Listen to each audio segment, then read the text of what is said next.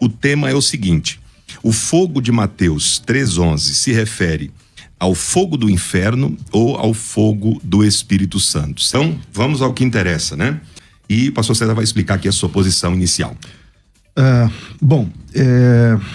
A primeira fala que eu gostaria de trazer, Átila e os demais irmãos, é convidar os irmãos que pensam diferente a estudar o texto sem preconceitos, sem conceitos concebidos antes. Então, o texto de Mateus 3,11, ele está no meio de uma construção, do meio para o fim, de uma construção, de uma pregação de juízo. Isso, ninguém pode dizer o contrário.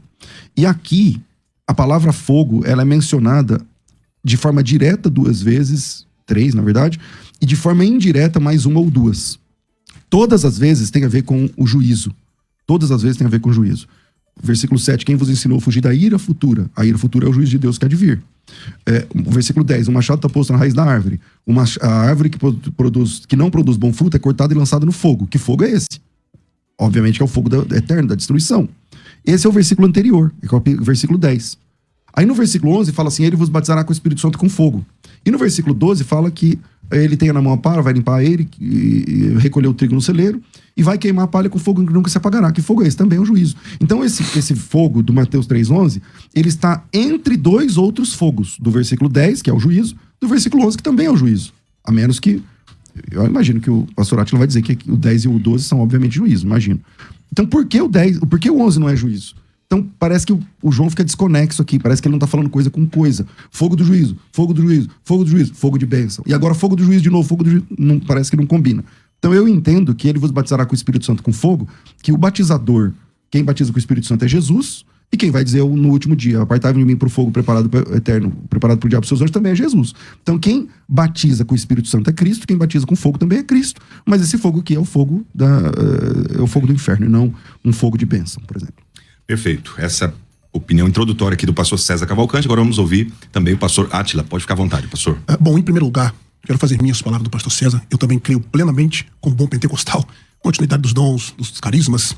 Acredito plenamente que o contexto de Mateus capítulo 3 aparentemente parece apoiar a visão que o pastor César está defendendo, aparentemente. Só que nós temos aqui, eu trouxe pelo menos 5 ou 6 pontos de vista, só para dizer, pastor, por desencargo de consciência, durante um bom tempo eu pensei quase igual o senhor vai defender hoje. Durante um bom tempo. Pensei praticamente semelhante. Eu via uma distinção de batismos ali. Mas analisando o texto, dentro do seu contexto, e não só o contexto imediato de Mateus capítulo 3, mas também o paralelismo dos sinóticos, inclusive o paralelismo de João capítulo 1. Muitos pensam que esse texto de Mateus capítulo 3 está falando apenas em Mateus capítulo 3 e Lucas capítulo 3. Mas se nós analisarmos Marcos capítulo 1, João capítulo 1 e Lucas capítulo 3, nós vamos observar um ponto muito simples. Primeiro, a quem João está se dirigindo, João o Batista, quando ele vai expressar no verso 11? Mateus tem uma visão panorâmica.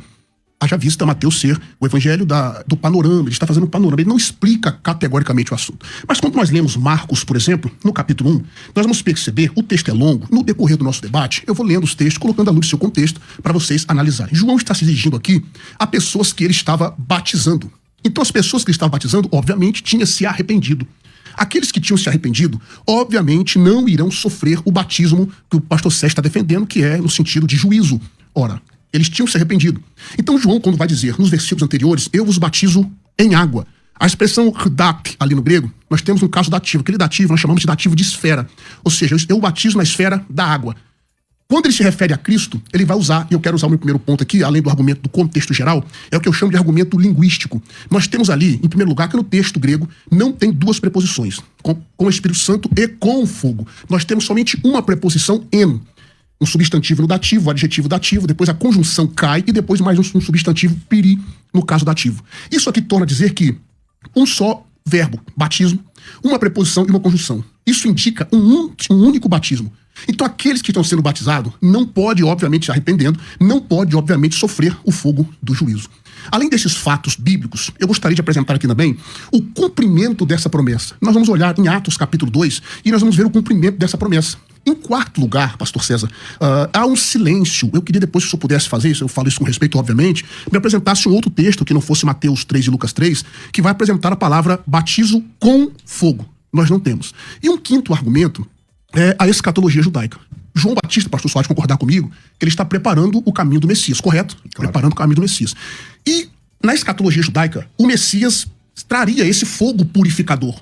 Interessante, e esse texto eu gostaria de ler, para eu devolver a palavra para o nobre pastor César. Em Malaquias capítulo 3, observe o que está acontecendo em Malaquias capítulo 3. Observe que já apresentei que João está se referindo àqueles que tinham se arrependido. Então, os que se arrependeram, obviamente, não podem sofrer fogo do juízo. Nós temos um só batismo ali, não são dois. Capítulo 3 de Malaquias, olha que interessante. Eis que eu vos envio o meu anjo, que preparará o caminho diante de mim.